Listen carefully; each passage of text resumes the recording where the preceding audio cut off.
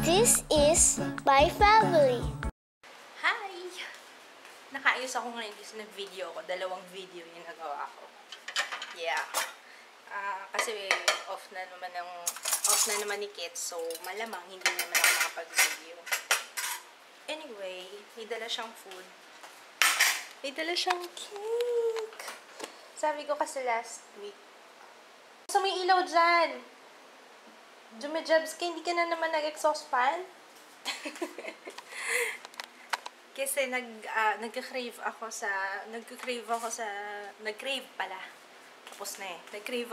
Black Forest last week.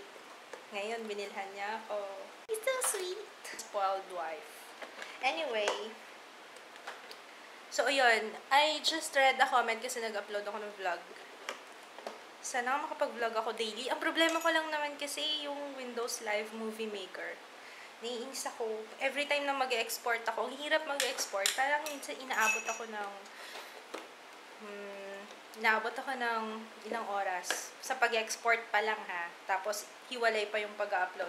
Sa pag-export, pero every time na mag-export ako, laging may error na may missing files. Wala namang missing files eh. Ewan ko kung anong maybe used, hindi nga nirestart ko na yung tapos wala na ako ibang window na nakabukas, wala na ako ibang programs na nakabukas.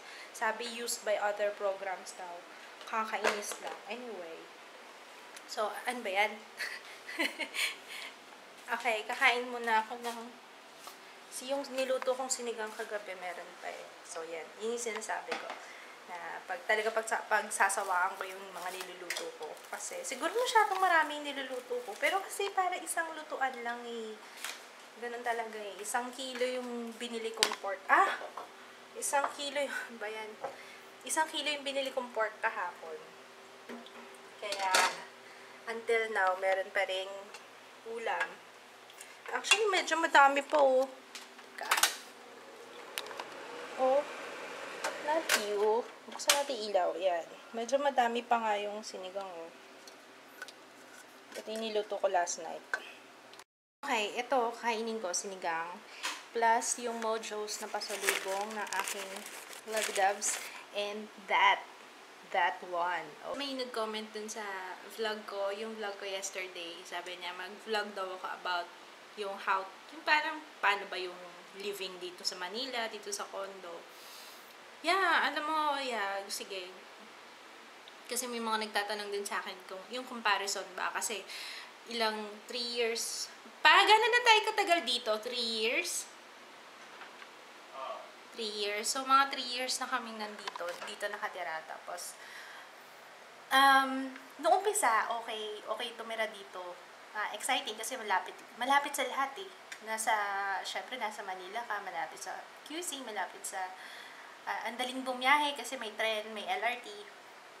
Tapos, yun, malapit sa mga establishments. But, ang ayaw ko lang dito is yung polluted. Yun. Isa sa mga ayaw ko. Kasi mapapansin mo, maalikabok dito sa Manila. Maalikabok.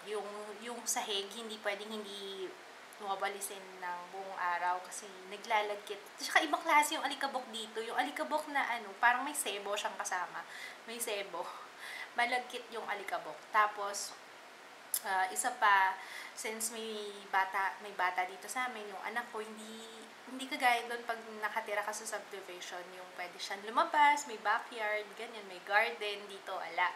So, pag gusto lang namin lumabas, pupunta kami kung gusto niya lang maglaro, pupunta kami ng roof deck.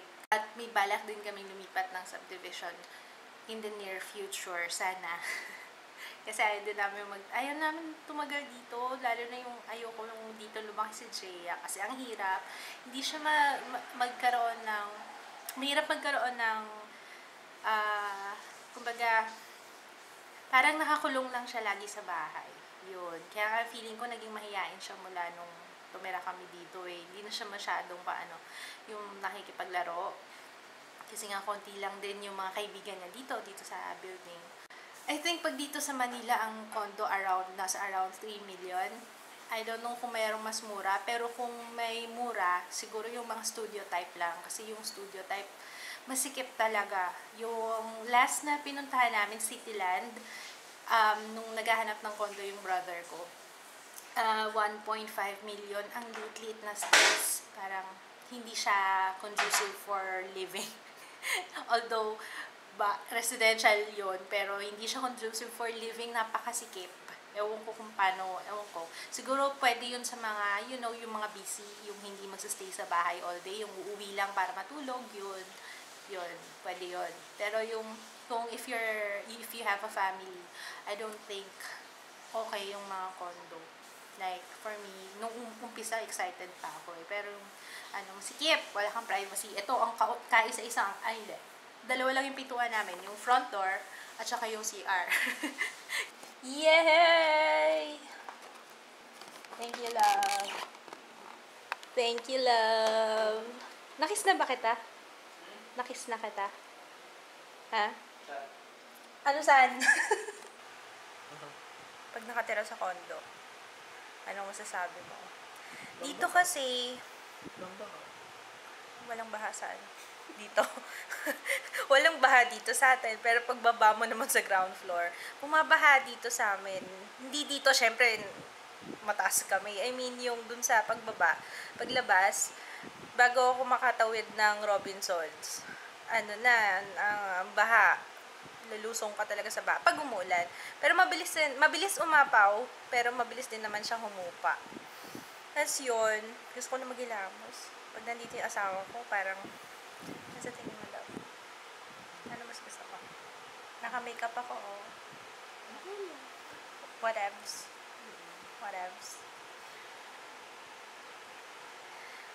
Isa pa, monthly juice. Sa subdivision, walang monthly juice. Meron kaming monthly juice dun sa 100 yan, diba? Dun sa tinitira namin dati. 100 pesos yung monthly juice doon. Pero dito, compared dito, ang monthly juice dito nasa 2,000. Depende sa unit mo. So, yung 2,000 na yun, hindi naman. Although, inclusive na yun nung paggamit mo ng mga, kunwari, ng swimming pool, ng gym, ng sauna, ng playground, and ano pa ba? Ano pa bang mga dito, amenities?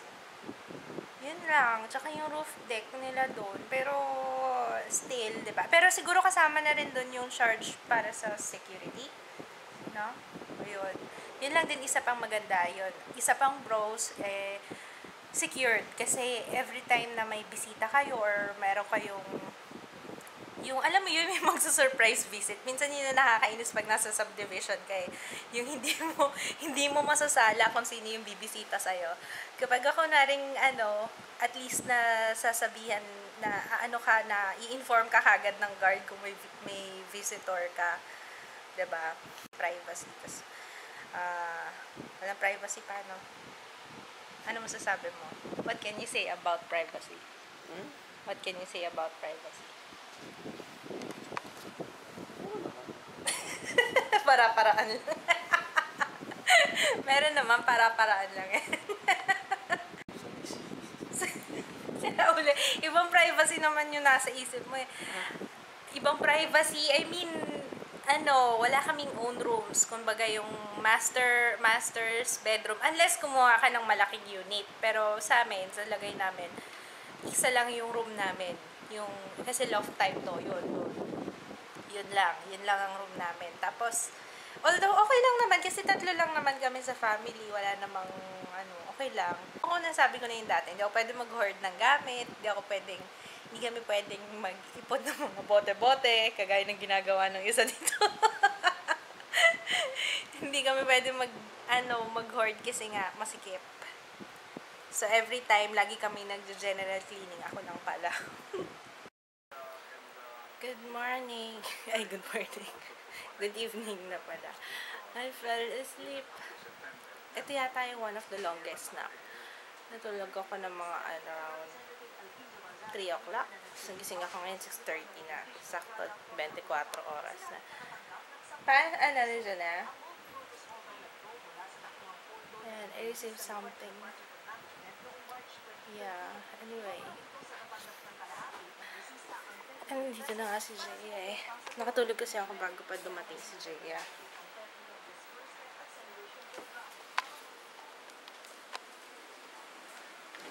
Where is my top 8? Where is my top 8? Where is my top 8? Ano binalaro mo? Happy Wheels? Very, ano yun, anak ha? Violent. What's that? What is that? Ay, grocery ka? What's this? Ooh! Crispy seaweed. Wasabi ulit. Nakakamoy wasabi na naman yung utot mo, love. Ang ulam natin. Lutuin na natin ito. Gusto ko ito, love. Longganisa. Longganisa.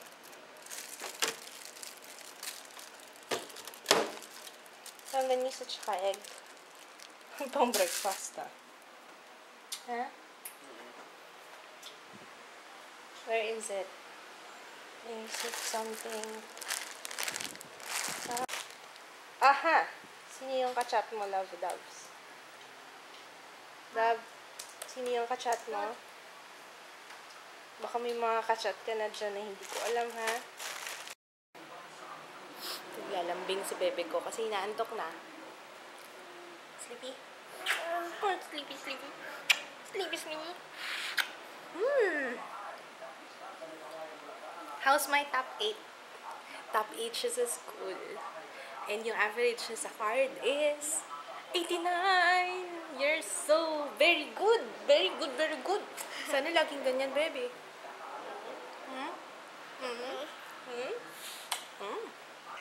This is what I got from Sis Leanne. Hi, Sis Leanne! She has cotton on items na available dun sa shop niya. And ito yung sinend niya sa akin. This is a cotton on shirt. Sinuot ko na to ngayon lang. I mean, sinukat ko na siya. Super soft yung tela. I love it. Medyo hindi siya... Parang feeling ko a size bigger siya sa akin. Pero okay lang kasi I like that. Yung medyo loose ng konti. And meron din siyang sinend ng bracelet. O, diba? Anyway, kung maghahanap kayo ng cotton on items kasi talaga sa mall talaga mahal. So, meron silang limited, kaso limited stocks lang. So, you have to check out their page. Maybe I will put a link below para makita nyo yung mga items na from Cotton On. Kasi, yung price na definitely lesser than mall price. So, yeah. For dinner, nagluluto lang ako nitong longganisa. Homemade longganisa. And, nilagyan ko lang siya ng konting tubig. Para, yeah. Tapos, kuha ako ng mantika. Oh my God! Sabi ko na nga ba wala na mantika. Why? Nakalimutan kong bumili sa, How about this one? Baka, smells like fish. Fish yata yung ginamit dito eh. Kakainis naman, no? Yung dinner namin pang breakfast. I was just reading yung tungkol dun sa Facebook post. Yung sa post sa Facebook nung Divina. Ano ba ang pangalan niya? The Diva? Nice name. Divina the Diva. Like, yan. Yan yung mga, why? Why do you have to post negative comments? Diba? Yung negative comments na yun will get you nowhere. Nowhere talaga. Kaya nga sa totoong buhay, hindi natin yung sinasabi. Kasi, diba, magsabi ka ng masama sa isang tao, face to face, mamaya, sampalin ka kagad, diba? Ayan, ito, pagtutulungan ka pa. Kasi, nag-iwan ka ng ebidensya eh. Lalo na kapag sa internet talagang, yung ebidensya, yung screenshot, yung, diba, napakadaling ikalat. So, yeah, yung negative comments na yan. Ako. Tulog na yata siya. Aayain kong dinner sana. Ready na yung food namin. Yep, tulog na sila. Tulog na. Love? Love? Kain tayo. Kasi mga bisita sa eskwelahan, para mga sponsors at Ako na lang, love. Tulog ka na? Yep. Natulog kasi ako kanina. So, yeah, siguro magbababay na rin ako. Wala nang happening. I will be editing this vlog. So, yeah, I'm gonna eat. Parang, itong vlog na to, parang wala akong ginawa kundi kumain. No?